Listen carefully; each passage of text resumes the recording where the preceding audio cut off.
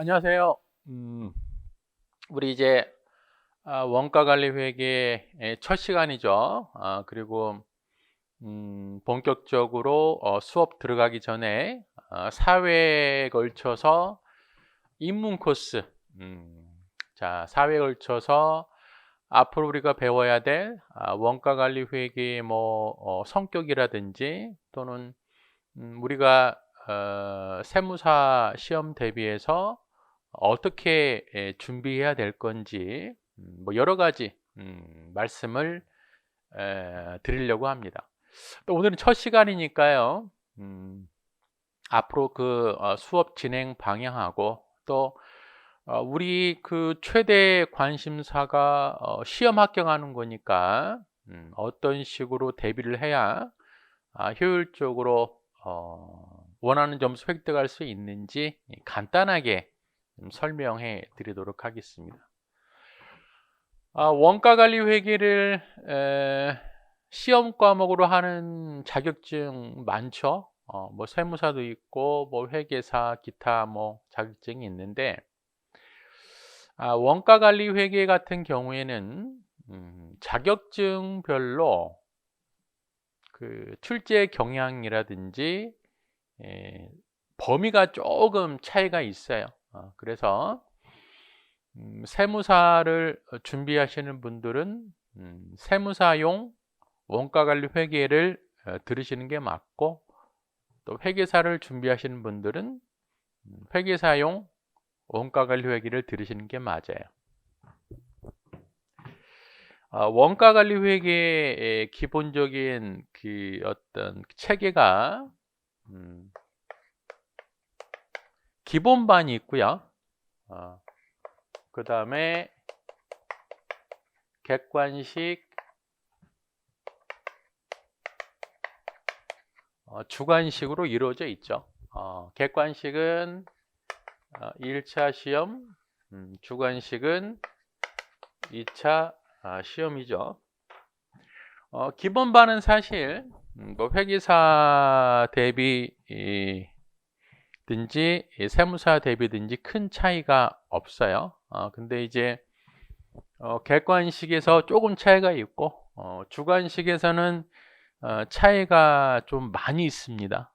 그래서 일단 객관식, 주관식 대비해서는 해당 목적에 맞는 수업을 들으시는 게 훨씬 효율적인 측면에서는 좋을 것 같고요. 우리 그 회계학에서 원가관리 회계가 차지하는 비중이 출제 비중이 한 40% 정도 돼요. 그러면 적은 건 아니죠, 사실. 적은 건 아니고, 회계학이라고 하면 재무회계인 중급회계, 그 다음에 원가관리 회계가 있는데, 자, 일단은 원가관리 회계를 들으실 때는 중급 회계하고 성격이 전혀 다르기 때문에 좀 다른 각도에서 들으셔야 돼요. 물론 이제 수업 중에 계속 설명해 드리겠지만, 원가관리 회계가 회계라는 이름을 가지고 있지만 대부분 다 회계 원리 들으셨죠? 자, 회계 원리가 확대되는 개념이 중급 회계라고 보시면 돼요. 근데 사실 원가관리 회계는 회계 원리 중급 회계하고는 성격이 좀 다릅니다. 그러면 어떻게 여러분들은 접근을 하셔야 되냐면, 원가관리 회계를 공부할 때 회계 원리나 중급 회계 공부하는 스타일로 하게 되면 조금 어려움을 많이 겪을 수도 있어요. 자, 일단은 중급 회계 성격을 좀 말씀드리면 양이 많죠. 양이 많고요. 머릿속에 좀 집어내야 될 게 꽤 있습니다. 절대적인 시간도 필요하고요. 자, 반면에 원가 관리 회계는 마찬가지로 공부해야 될 분량은 많겠죠. 많은데 원가 관리 회계는 머리에 무작정 집어넣는 게 아니고요. 일단 큰 틀, 흐름을 이해하시면서 살을 붙여가는 방향으로 공부를 하셔야 돼요. 왜 그렇게 하셔야 되냐면 중급회계 같은 경우에는 기업회계 기준이라는 원칙을 배우는 거예요. 그 법칙은 법이 개정되기 전에는 항상 일정하겠죠. 그걸 거의 머릿속에 계속 무한 반복으로 보시게 되면 조금 이제 몸에 체득이 됩니다. 자, 근데 원가 관리 회계는 이게 일정 법칙이 있는 게 아니에요. 법칙이 있는 게 아니기 때문에 여러 번 반복적으로 본다고 해서 내게 되는 게 아니에요. 그래서 철저하게 이해를 해야 돼. 이해도 원가 관리 회계 전 범위 걸친 내용들을 처음부터 끝까지 논리적 흐름을 이해하시면서 정리를 해 나가야 되지. 챕터별로 열심히 파고든다? 그게 정리하기 쉽지가 않습니다. 그래서 일단은 중급 회계하고 원가 관리 회계는 성격이 좀 다르다는 거 좀 기억해 두시고요. 반면에 성격이 좀 다르다 보니까 첫 단추, 처음 출발을 좀 부드럽게 하신 분들, 출발을 잘 진행하신 분들은 의외로 짧은 시간에 원가 관리 회계를 정복하신 분도 많이 계세요. 그래서 사실 원가 관리 회계는 호불호가 좀 나뉘어요. 그래서 조금 적응을 빨리 하시는 분들은 짧은 시간에 어느 정도 높은 수준에 올라오신 분들도 계시고, 조금 접근 방법이 잘못된 분들은 조금 고생하실 수도 있어요. 근데 저는 철저하게 여러분들 이해 위주로 설명해 드리기 때문에 수업 시간에 충실히 들으시면 일단은 뭐 원가 관리 회계 때문에 고생한다는 그런 얘기는 아마 나오지 않을 걸로 생각이 듭니다. 자, 그 다음에 물론 저도 이제 여러분들처럼 공부를 했겠죠. 우리 자격증 시험을 위해서. 근데 이제 가끔 보면 이 공부라는 게 열심히 해야 당연히 열심히 해야 되겠죠. 열심히 해야 되는데 이 공부는 목적에 따라서 약간 전략이 달라요. 예를 들어서 여기 오신 분들은 지금 회계학 뭐 박사가 되고 싶어서 오신 분은 안 계시죠? 나는 뭐 일정 기간 동안 열심히 해서 전문직이 될 거야. 대부분 그런 입장에서 오실 거예요. 그러면 일정 기간 동안 커트라인이라는 점수를 넘어서면서 합격을 하려면, 그리고 우리가 배워야 될 과목이 한두 개가 아니고 여러 개잖아요. 그 수많은 과목을 일정 점수를 균등하게 맞기 위해서는 공부를 효율적으로 진행을 해야 돼요. 물론 열심히 해야 되겠지만, 그러면 정해진 기간 내에 효율적으로 공부를 하려면 어떻게 하면 좋을까? 이거는 제 개인적인 사견이에요. 일단 공부라고 하면 순서가 어떻게 돼요? 공부는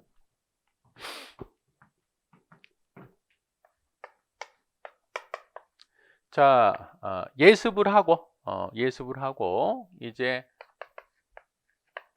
수업을 듣죠. 그 다음에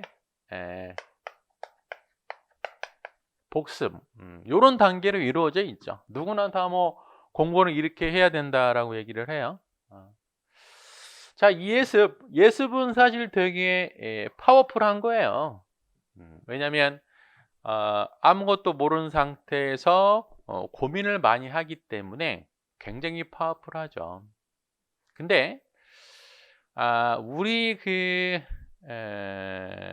회계 같은 경우에는, 특히 이제 원가 관리 회계 같은 경우에는 두께가 굉장히 두껍죠. 자, 이 두꺼운 내용을 한 2달 정도 정해진 기간 내에 마스터를 해야 됩니다.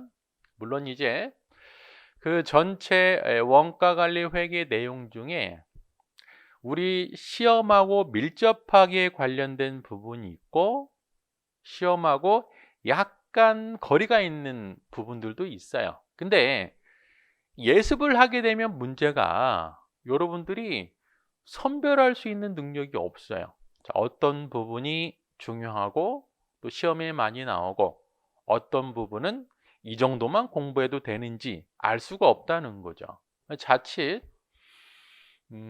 전혀 시험과 관련성이 적은 거에 대해서 많은 시간을 투자할 수도 있어요. 물론 이제 여러분들한테 주어진 시간이 굉장히 많다고 하면 좋겠죠. 하지만 우리한테 주어진 시간은 다 균등하게 주어진 거죠. 누구나 똑같은 시간이에요.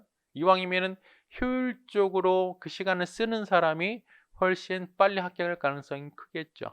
그래서 일단은 시간적인 뭐 여유가 충분하지 않다면 일단 예습보다는 요거에 조금 더 집중하실 필요가 있어요. 특히 이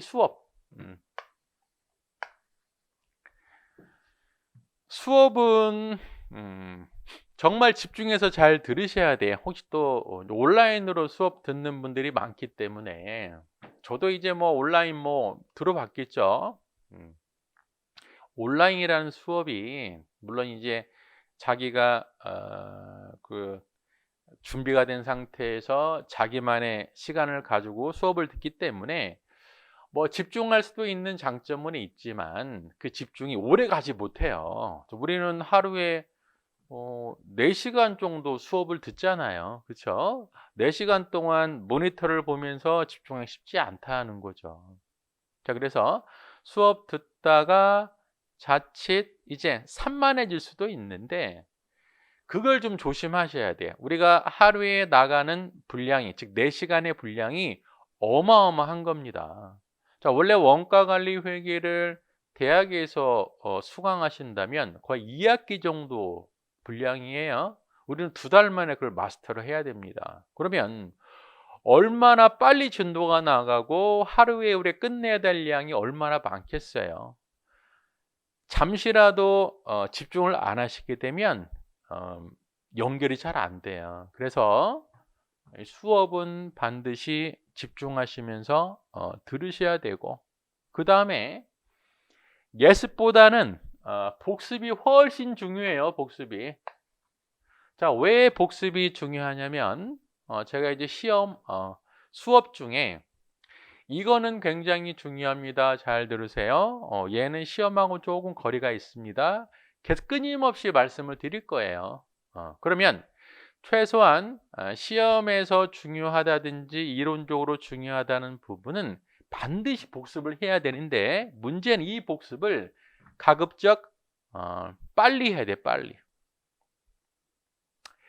만약에 이 복습 수업 듣고 복습하는 기간이 예를 들어 일주일이 지나선다.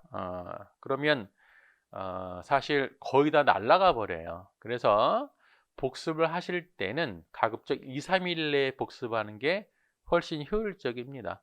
그래서 일단 우리한테 주어진 시간은 다 똑같아요. 다 똑같기 때문에 이왕이면은 시간을 효율적으로 활용한 분이 어때요? 합격할 가능성이 더 크겠죠.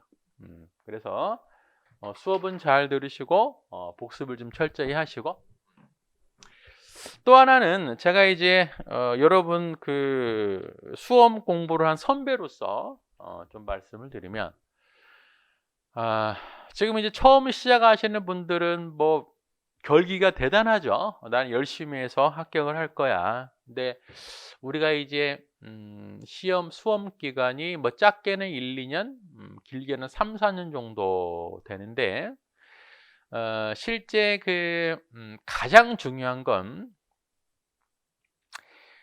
첫 출발할 때 열심히 당연히 해야 되겠지만 첫 출발할 때 열심히 하는 것보다는 시작에서 끝낼 때까지 해당 기간 동안 균등하게 그러니까 꾸준히 하는 게 훨씬 중요합니다.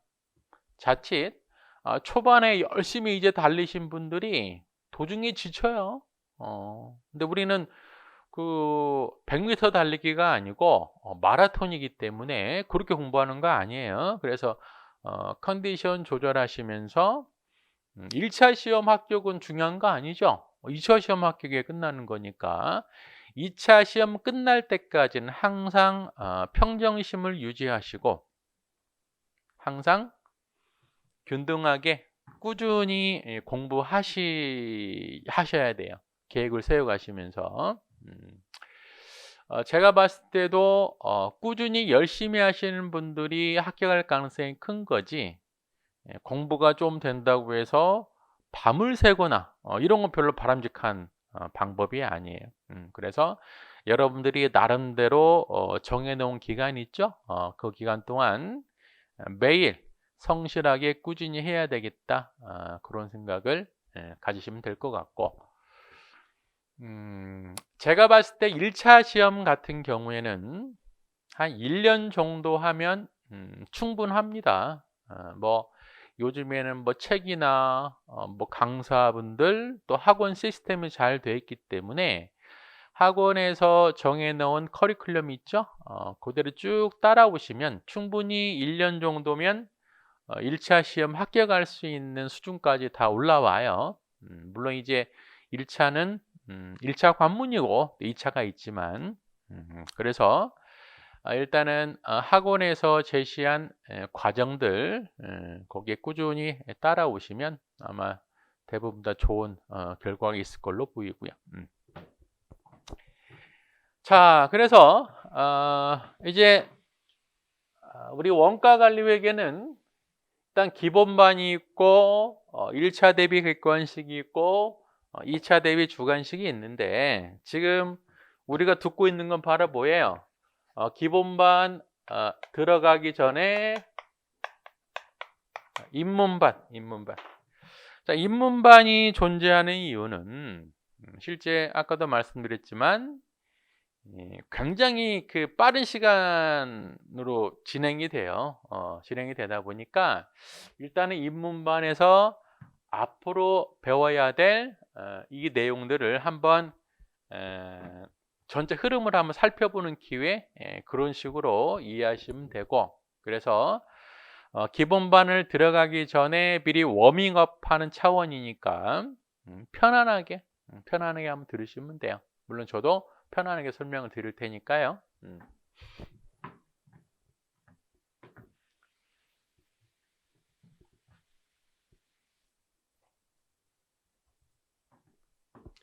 자, 그러면 우리 원가관리 회계가 우리 회계학에서 차지하는 위치를 좀 설명해 드리도록 할게요.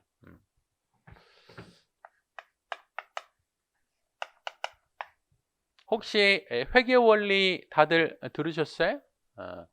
사실 뭐 원가관리 회계하고 회계 원리 관계를 보면 반드시 회계 원리를 들어야 된다.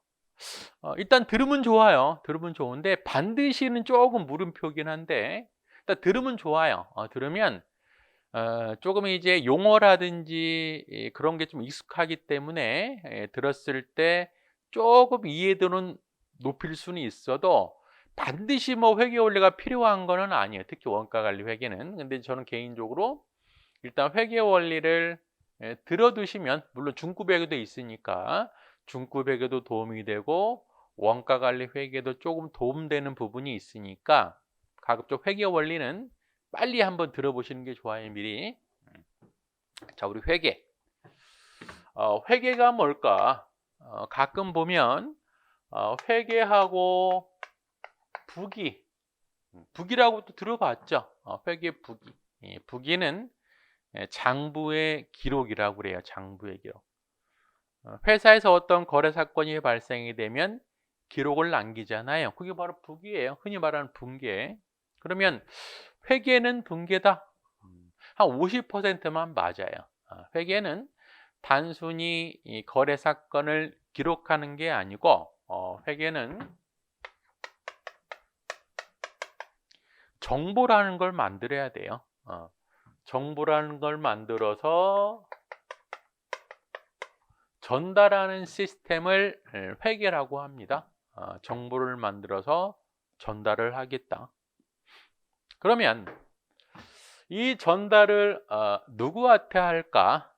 크게 이제 두 가지가 있다 그래요.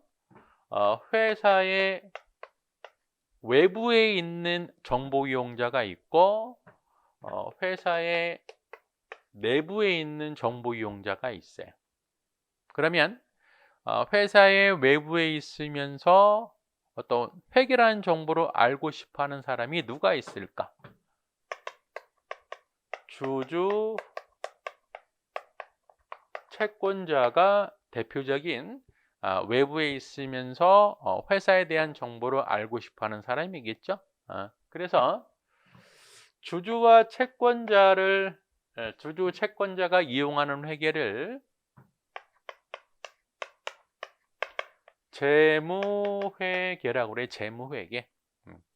재무회계는 한마디로 표현하면 Financial Statement 재무제표예요. 재무제표는 좀 익숙하죠? 많이 들어보셨죠? 대표적으로 뭐가 있어요? 재무상태표, 손익계산서 이런 것들이 재무제표죠. 그렇죠? 그래서 외부 정보 이용자들이 알고 싶어하는 회계가 바로 재무회계다. 그럼 회사의 내부에 있으면서 회계란 정보를 알고 싶어하는 사람이 누가 있을까?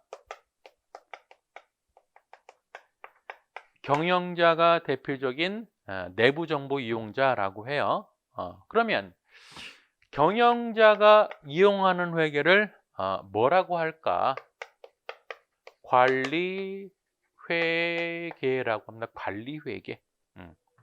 자, 우리 교재가 원가 관리회계라고 돼 있죠. 그 관리회계예요. 그럼 회계는 결국에 재무회계가 있고 관리회계가 있는 거예요. 그러면 이 재무회계하고 관리회계 둘 다 회계인데 내용이 같을까요? 다를까요? 내용은 전혀 달라요. 전혀 달라요. 전혀 다르기 때문에 회계 원리나 중급 회계를 공부하는 방법을 여기 적용하면 안 돼요. 잘못 접근하시는 거라고. 그래서 어려운 겁니다. 관리회계가. 그러면 어떻게 다를까? 내용이. 자, 이 주주 채권자는 목적이 뭘까요? 회계를 이용하는 목적. 단순히 주식하겠다.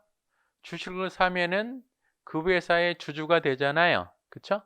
그러면 주식하시는 분들의 목적이 뭐예요? 목적이 돈 벌려고 하는 거죠. 그래서 자, 요분들의 목적은 투자 목적, 돈 벌려고 하는 거예요. 자, 그럼 경영자, 회사 사장들의 목적은 뭘까요? 한번 상상해 보세요.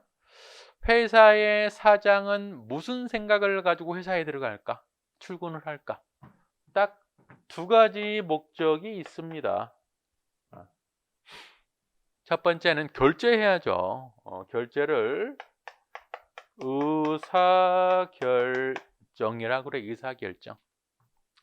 뭐에 대한 의사결정을 할까요? 자, 내 개인적인 이익이 아니고요. 회사의 이익을 높이고 싶은 거죠. 그렇죠? 회사의 이익이에요. 얘는 뭐 얘는 내 개인적인 이익이지 뭐. 전혀 달라요. 또 하나는 뭘까요? 사장이 출근할 때 나는 뭐 해야겠다. 사장의 역할 회사 가서 일단 결제 의사결정을 하고 또 하나는 성과평가. 자, 우리 직원들이 또는 우리 부서가 얼마나 일을 열심히 하고 있는지 성과평가합니다. 자, 목적을 보세요. 돈을 벌기 위한 투자 목적, 의사결정, 성과평가 전혀 다르죠. 자, 내용 자체가 전혀 다르기 때문에 얘들이 같을 수가 없어요. 접근 방법도 다르고 내용 자체도 다르고 우리는 요거 배우러 온 거라고 요거. 자, 그러면 우리가 이제 공부를 할 때 재무회계는 중급회계라고 보시면 돼. 예. 그리고 이게 관리회계를 원가관리회계 쪽이라고 보면 돼요. 또 하나 얘네 둘의 특징을 보면 이 재무회계는 원칙이 있습니다. 원칙이. 이게 바로 뭐예요? 기업회계 기준 IFRS죠. 자, 왜 그러면 재무회계는 원칙이 있을까? 한번 생각해 보세요. 왜 원칙이 필요할까? 자, 누가 이용하는 정보예요? 외부 정보 이용자가 이용하는 정보죠. 그 외부에는 주주, 채권자, 정부, 외국인 굉장히 많을 텐데, 자, 이 외부 정보 이용자들도 내용을 좀 보면 회계에 대한 정보가 회계에 대한 지식이 많은 정보 이용자도 있고 회계에 대한 지식이 없는 사람도 있고 천차만별이잖아요. 그러면 회사에서 재무회계라는 정보를 줬을 때 어떤 특정 집단만 이해할 수 있도록 정보를 제공하게 되면 그 나머지는 의미가 없잖아요. 그러면 어떻게 정보를 제공해야 되겠어요? 누가 보더라도 회계를 아는 사람이 보더라도 모르는 사람이 보더라도 어느 정도는 이해가능성 있게 정보를 제공해야 되겠죠. 그러다 보니까 원칙이 필요하다. 그렇죠? 자, 관리회계는 원칙이 필요할까 안 필요할까요? 관리회계는 오로지 누굴 위한 회계예요? 사장을 위한 회계라고. 사장만 알면 되죠. 원칙이 필요해요? 원칙이 필요 없어요.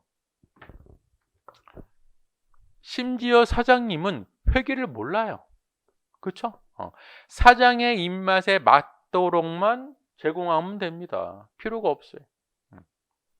또 하나, 이 재무회계는 거의 다 어떤 정보예요? 과거 정보라고, 과거 정보.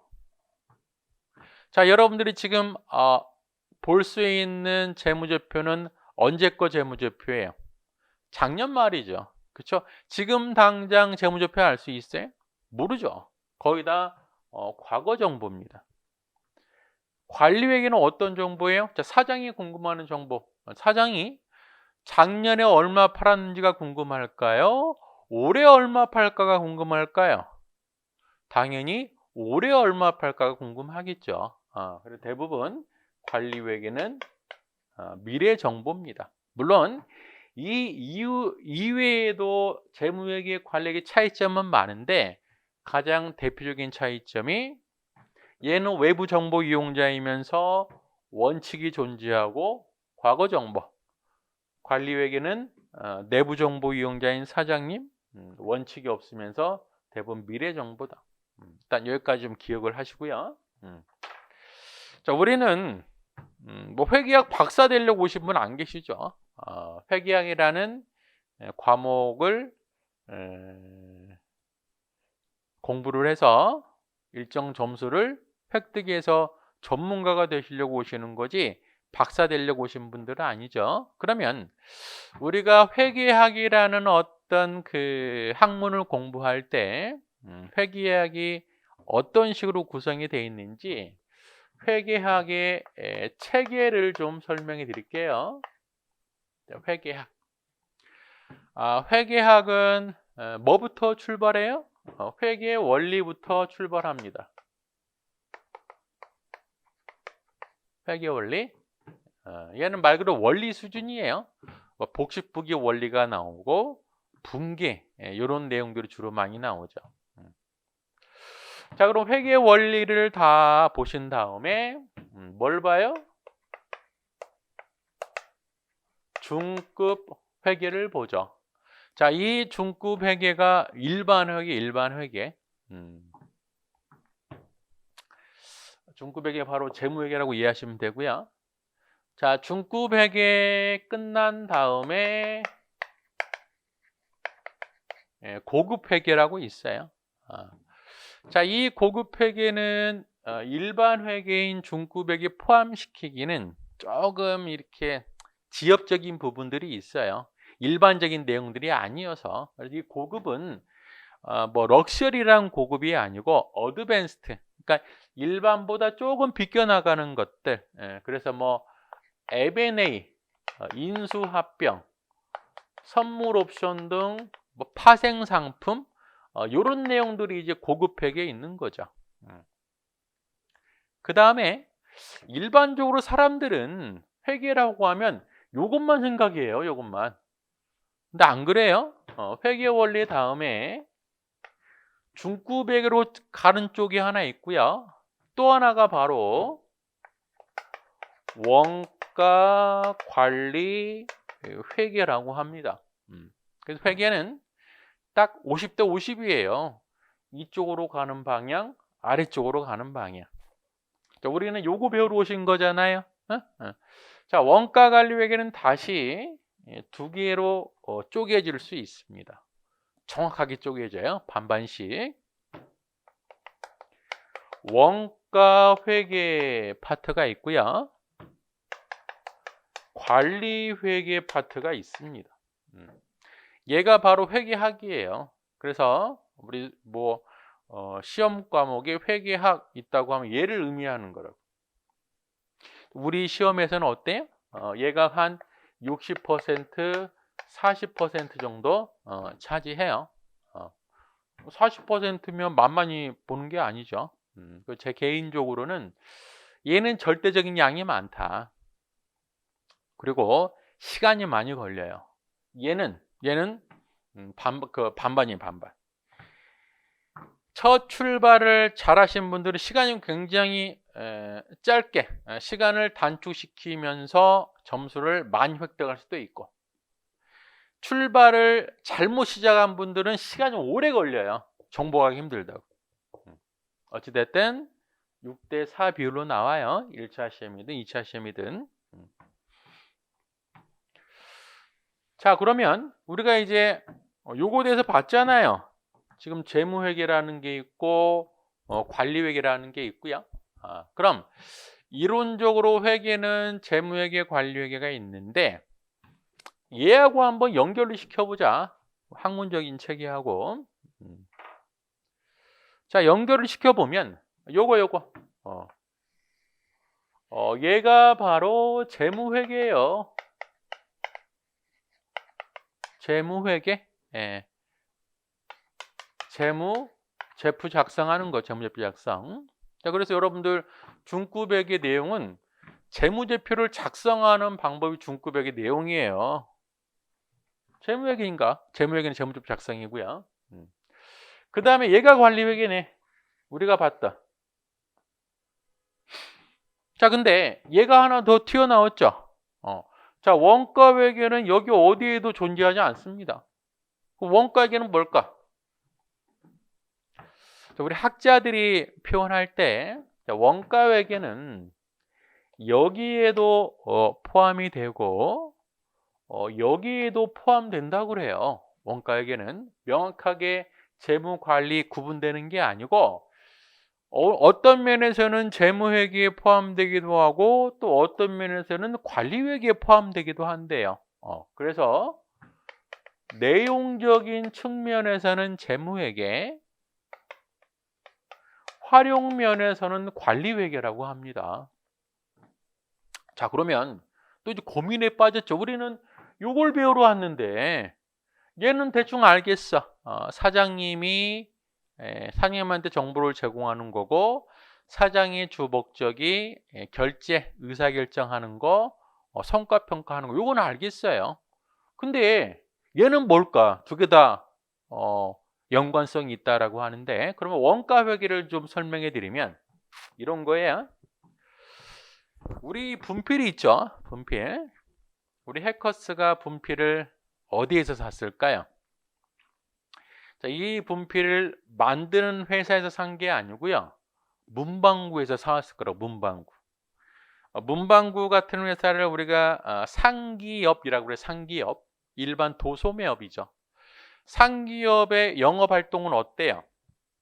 상기업은 얘를 사와서 창고에 보관하고 있다가 마진 붙여 팔죠. 그럼 그 차이 가지고 먹고 사는 회사가 바로 상기업이에요. 그렇죠? 그러면 상기업을 가정해서 재무제표를 만든다고 하면, 자, 이 문방구가 이 분필을 사왔어요. 창고에 보관하고 있어. 그러면 창고에 보관된 부분만큼은 재무제표에 어디에 기록이 될까요? 재무상대표의 재고 자산으로 기록이 되겠죠. 팔면 어디에 기록이 돼요? 손익계산서에 매출원가로 기록이 됩니다. 그렇죠? 그래서 가지고 있으면 재무상태표, 팔면 손익계산서예요. 바로 재무회계 측면이죠. 그렇죠? 자, 우리는 어디를 갈 거냐면 얘를 사와서 파는 회사를 보는 게 아니고요. 얘를 만드는 회사에 가보고요. 만드는 회사. 자, 얘를 만드는 회사 우리가 뭐라고 부르죠? 제조업이라고 그러죠. 제조업. 즉 회사는 크게 상기업과 제조업으로 구분할 수 있어요. 우리는 제조업을 갈 거예요. 자, 얘를 만드는 회사 가보니까 얘를 만들려면 뭐 흙도 필요하고 뭐 부자재, 인건비, 전기료 다 필요하겠죠. 그러면 얘를 만들 때 얼마 들어갔는지를 계산해 보자라는 게 바로 원가회계입니다. 심플하죠? 그러면 원가회계를 한 줄로 표현하면 뭘까요? 제조업에서의 제품 원가 계산이에요. 이해됐죠? 그러면 자, 제조업에서 얘 원가를 계산했어요. 한 개당 100원 나오네, 100원. 그러면 그 공장의 창고에가 그득히 쌓여 있겠죠. 얘가 재무제표 어디에 기록이 돼요? 재고 자산에 기록이 되겠죠. 그렇죠? 팔리면 어디에 기록이 돼요? 문방구에 팔면 손익계산서에 매출원가로 기록이 되죠. 결국 뭐예요? 얘에 대한 원가 계산의 결과는 가지고 있으면은 재무상태표의 재고자산, 팔면은 손익계산서의 매출원가로 기록이 돼요. 바로 뭐예요? 원가 계산의 내용 자체가 재무회계죠, 재무회계. 그렇죠?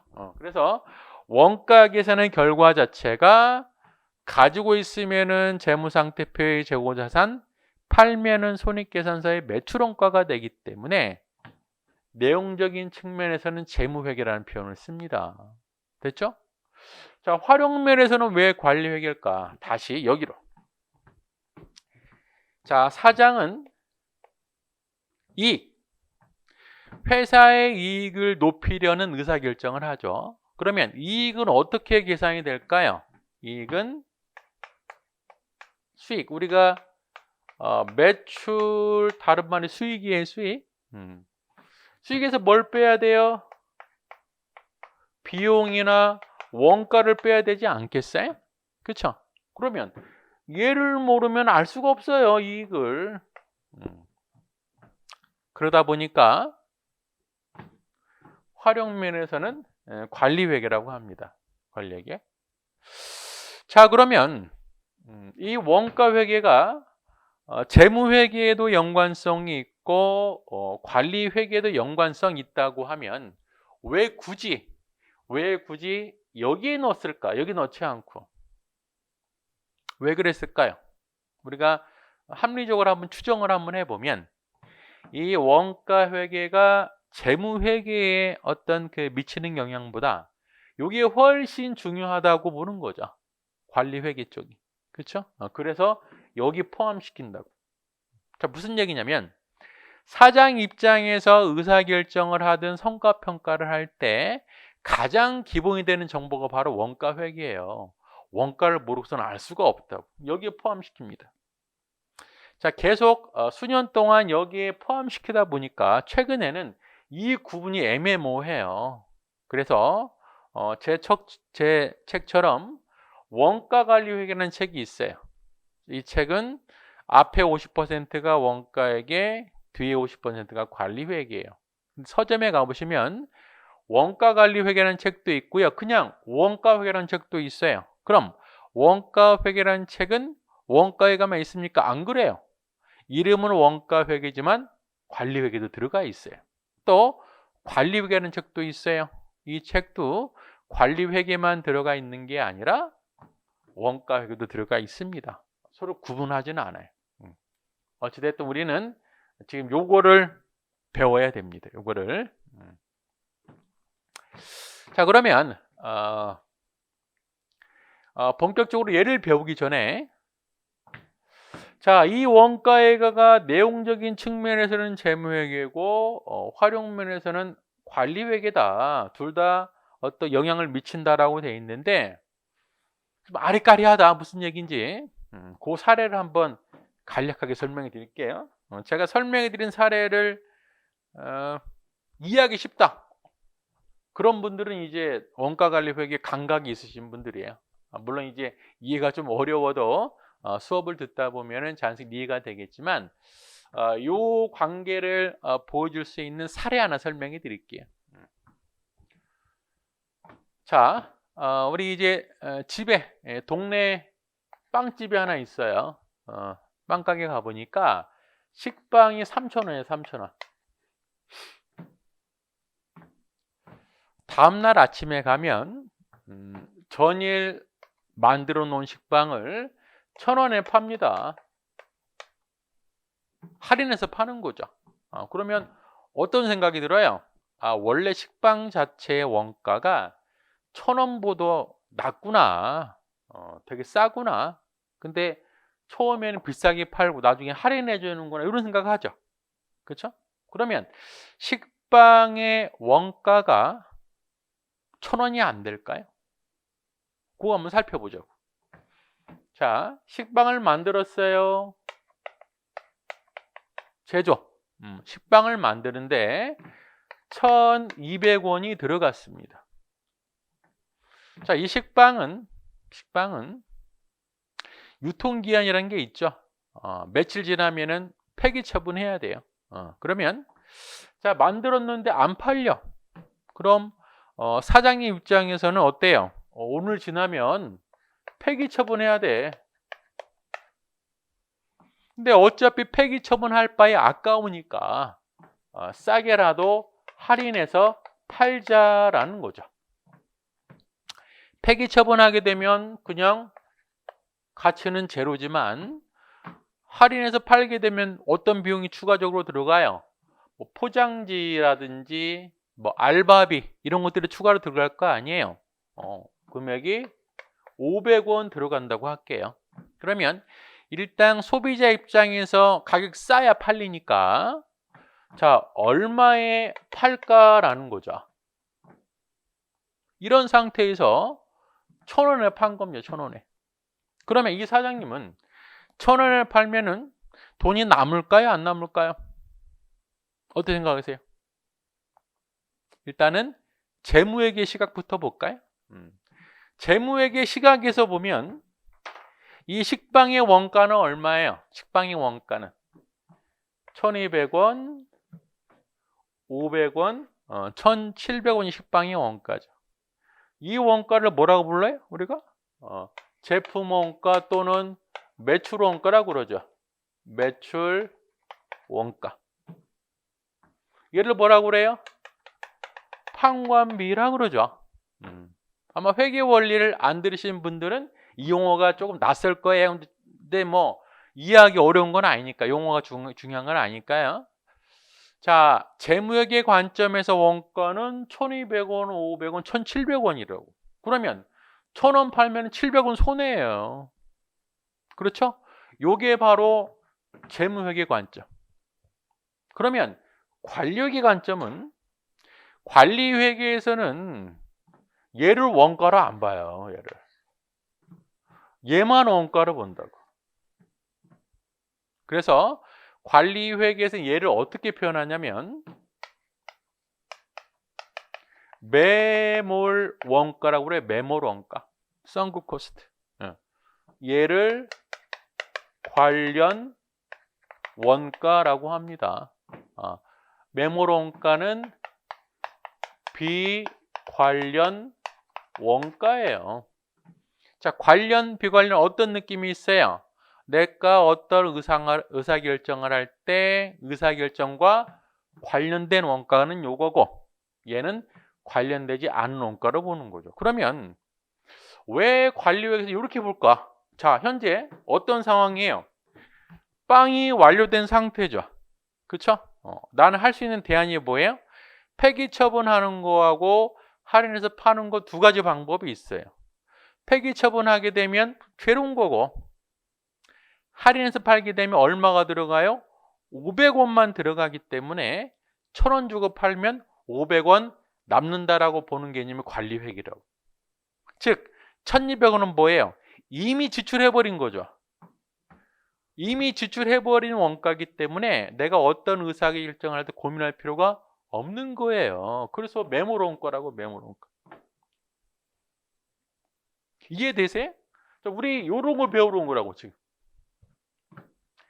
지금 보면은, 지금 처음 들으시는 분들은 그럴 수도 있겠다라고 하는데, 명확하게 자신 있어 하는 분들은 많지는 않을 거예요.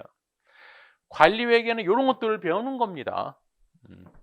물론 어렵지는 않아요. 우리 논리만 잡고 있으면. 그래서 동일한 상황을 가지고도 재무회계에서 보는 관점, 관리회계 보는 관점이 다른 거죠. 참고로 메모원가라고 들어보셨어요? 썬크 코스트? 메모원가하고 상대되는 개념이 있죠. 요거 아시는 분들은 조금 더 이제 관리회계 쪽 감각이 있으신 분들인데, 메모원가 상대되는 개념이 바로 기회원가, 기회비용이라고 합니다. 들어보셨어요? 기회비용? 기회비용이 뭐예요? 내가 어떤 대안을 선택할 때 포기한 게 기회비용이죠. 자, 예를 들어서 저기 강남역 사거리에 1층을 임차를 해서 김밥을 만들어 팔았다고 할게요. 손님이 많으니까 돈을 좀 많이 벌었어요. 한 달에 손익계산서를 작성해 보니까 1,000만 원 벌었네. 그러면 재무회계 관점에서는 손익계산서 1,000만 원이면 이익 1,000만 원 버는 거죠. 그게 바로 재무회계 관점. 근데 관리회계는 약간 달라요. 왜 다르냐면 이렇게 보는 거죠. 강남역이면은 유동인구가 많은데 이왕이면은 마진율이 큰 거, 비싼 걸 팔았으면 돈도 많이 벌어지지 않았겠어? 뭐 고급 커피, 명품을 팔았다라고 할게요. 그러면 만약 고급 커피, 명품 팔았을 때 아마 2,000만 원 벌 수 있었다라고 하면 나는 어때요? 2,000만 원 벌 수 있는 기회를 포기하고 1,000만 원 번 거잖아요. 관리회계에서는 마이너스 1,000만 원이라고. 왜? 이익은 1,000만 원이지만 기회비용이 2,000만 원 되는 거죠. 좀 이해되시죠? 그런 걸 배우러 온 거예요. 즉 뭐예요? 재무제표의 손익계산서는 기회비용, 메모원가라는 개념이 없어요. 손익에. 하지만 관리회계는 기회비용도 보고 메모원가도 봅니다. 어떻게 보면 어때요? 조금 더 포괄적인 개념이죠. 그러면 너무 포괄적이니까 어렵지 않습니까? 그렇지는 않아요. 우리가 배우는 건 논리적인 걸 배우기 때문에 딱 몇 가지 툴만 배워요. 굉장히 많은 케이스를 배우는 게 아니고 우리가 들어서 이해될 정도 범위 내에서만 배우기 때문에 그 짝 틀만 잡아놓으면 이해하기 어렵지는 않습니다. 그래서 일단은 첫 시간이니까 회계에 대해서 좀 설명해 드렸고요. 우리가 앞으로 배워야 될 원가관리 회계에서 간략히 설명해 드렸습니다. 자, 조금 쉬었다가 이어서 하도록 하겠습니다.